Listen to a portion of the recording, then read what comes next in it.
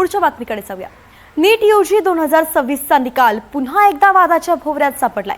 बीडमधील काही विद्यार्थ्यांनी उत्तरपत्रिकेनुसार अपेक्षित गुण आणि स्कोअर कार्डवरील गुणांमध्ये मोठी तफावत असल्याचा आरोप केलाय।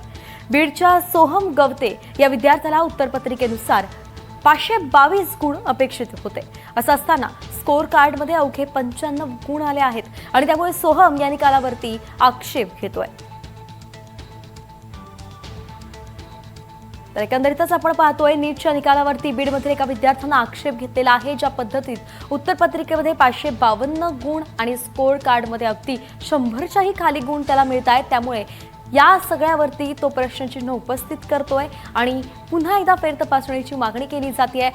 हे निकाल चुकीचे असल्याचं त्याचं म्हणणं आहे। पुन्हा एकदा नीटचा निकाल यामुळे आता वादात आलेला आहे। स्कोअर कार्डवरती केवळ 95 गुण दिसत आहेत, मात्र जेव्हा त्यानं टॅली केली होती उत्तरपत्रिकेनुसार त्यावेळी त्याला 500च्याही वरती अगदी 522 गुण जे आहेत ते मिळताना पाहायला मिळत होते। आणि अशामुळे आता नेमकं पुन्हा एकदा काही चुकीचं झालेलं आहे का, टॅली करताना गुणांमध्ये काही फेरबदल झालेले आहेत का, हे पाहणं आता महत्त्वाचं आहे।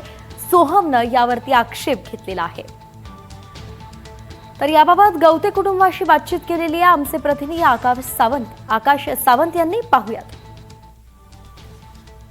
घोटाळ्याने संबंध राज्यभरात खळबळ उडाली होती। यानंतर पुन्हा नीटची परीक्षा घेण्यात आली, मात्र ही नीटची परीक्षा पुन्हा नीट नाही झाल्याचं चित्र जे आहे ते बीडमध्ये बघायला मिळत आहे।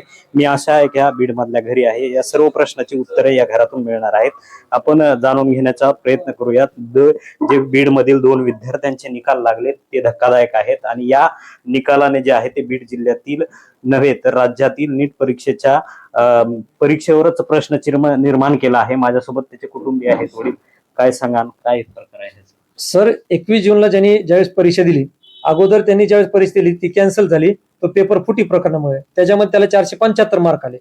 आणि नंतर 21 जूनला जो पेपर आला त्याने मेहनतीने अभ्यास केल्यानंतर आणि पेपर चांगला गेला। घरी आल्यानंतर जे क्वेश्चन पेपर चेक केल्यानंतर त्याच्यामध्ये 537 मार्क येत होते आणि नंतर म्हणलं एक 5-6 मार्क कमी जास्त होत असतात।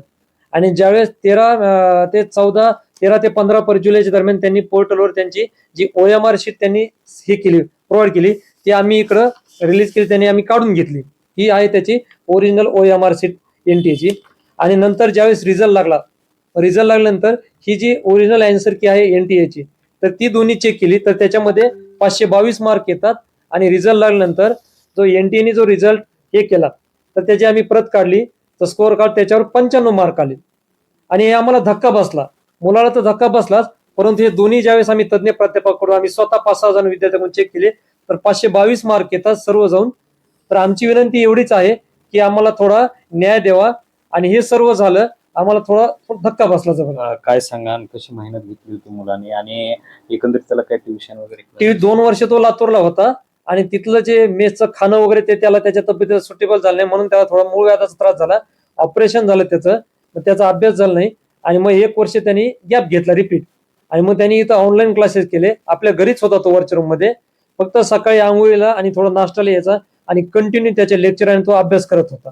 एवढं सगळं होऊन, एवढी सगळी मेहनत घेऊन आज मार्क जे बघताय ते मार्क निराशाजनक आहे। कसं निराशाजनक म्हणजे आमच्या डोळ्यामधून एवढे अश्रू आले की आमच्या थोडा अन्याय झालेला आहे। त्याचे जे रिअल मार्क आहेत ते 522 येतात आणि NTA ने जे स्कोअर कार्ड वरती 95 मार्क दिले, तर आम्हाला पूर्णपणे जबरदस्त धक्का बसला। आणि असं वाटतंय की आमच्यासारखे भरपूर असे काही विद्यार्थी असेल की जे ओरिजिनल विद्यार्थी तर त्यांच्यावर पूर्णपणे अन्याय होत चाललेला आहे। नक्कीच कुटुंबाला धीर देणं असेल, आई म्हणून तुमचे कर्तव्य तुम्ही पार पाडता, मात्र मुलाचा हा रिझल्ट बघून मला काय सर, त्यांनी इतकी मेहनत घेतली की सर तो आम्ही असं सांगू पण शकत नाही सर। तो कधीच आमच्यात इन्व्हॉल्व होत नव्हता, कधीही आम्ही एनी टाइम त्यांनी त्याच्याकडे पाहिलं तर इतकं असं हे व्हायचं की तो रात्रंदिवस इतकी मेहनत करत होता। तो कधी कोणा नातेवाईकात गेला नाही ना, कधी कोणा सण असला तरी बी तेवढंच फक्त खाली येणार आणि लगेच जाणार। आम्ही असं बस म्हणलो तरीही तो येणार नाही। म्हणजे आता ही रिनीटची ह्याच्यानंतर आमच्या घरी एक कार्यक्रम होता, लग्न होतं मामा सर, तो अक्षरशः एक फोटो काढू सर ये म्हणलं तरीही तो आला नाही। म्हणजे आमचा कॉल पण तो उचलत नव्हता। कधी रूम मध्ये बसला की मला डिस्टर्ब करायचं नाही। त्याची छोटी बहीण आहे, त्याच्याकडून पूर्ण त्या कधी स्नॅप नाही, कधी कुठलंच काही त्यांनी पाहिलं नाही। सगळ्याला लॉक टाकून घेतले मोबाईलला, कारण की मला कुणी असं डिस्टर्ब नको। आणि इतकी मेहनत करून ही जर असा रिझल्ट येत असेल तर तसं काय करायचं सर. त्याचे आठवड्याचे टेस्ट व्हायचे. त्याने आता ह्या वर्षी 2 वर्ष लातूरला होता, तिथंही तो 550च्या खाली कधीच नसायचा, 600च्या पुढेच असायचा. क्वचित पेपरला तो 600च्या आत असायचा. या सगळ्या